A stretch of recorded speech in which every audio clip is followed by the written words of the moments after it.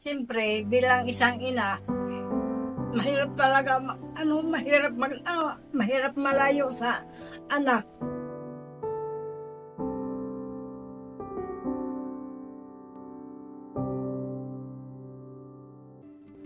Simula bata pa po ako, parehas po ng magulang ko ay nasa abroad. Ang nagpalaki po sa akin ay ang ate ko. Sa totoo lang, mahirap talaga na mawalay sa kapamilyang nasa abroad.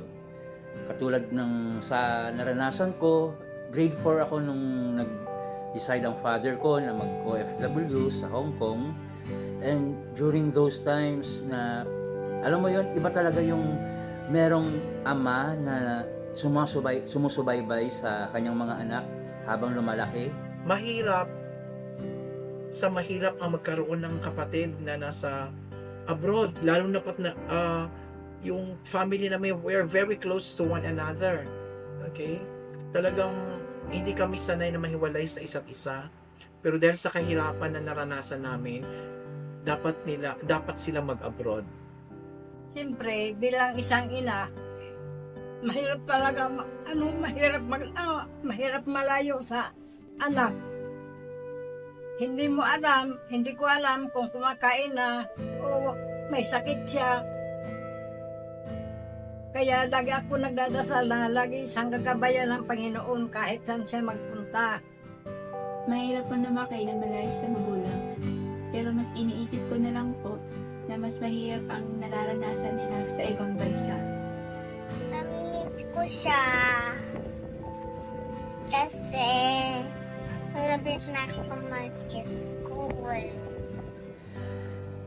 Yung sa experience ko, ang hirap dahil bilang lalaki, wala akong mapagsabihan na kung paano ba ito, paano ba gagawin dito, o paano ba manligaw, yung mga ganong tanong na hindi, parang doon mo lang matatanong sa father mo.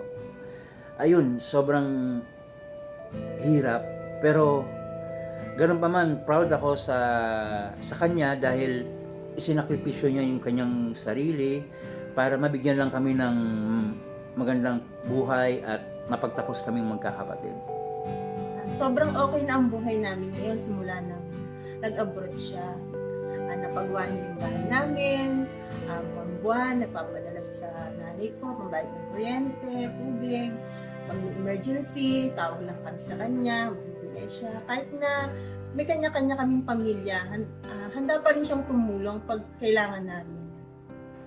Saludo ako sa mga OFW, talagang ginagawa ang lahat para sa pamilya, yung sakripisyo para mabigyan ng magandang buhay, magandang kinabukasan ng pamilya nila. Tayo